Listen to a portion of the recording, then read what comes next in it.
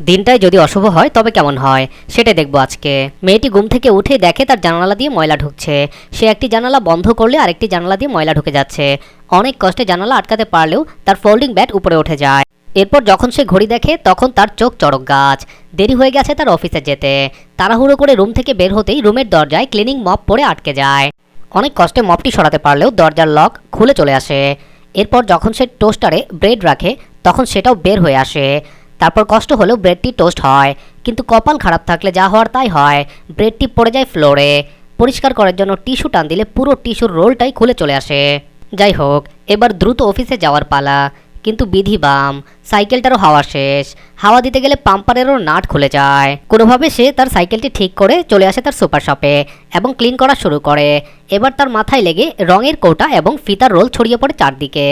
ক্যাকটাসের চারা প্যাক করার সময় সকল চারা তার শরীরে লেগে যায়। এত কিছু দেখে তার শপ ম্যানেজার তাকে শপ থেকে বের করে দেয়।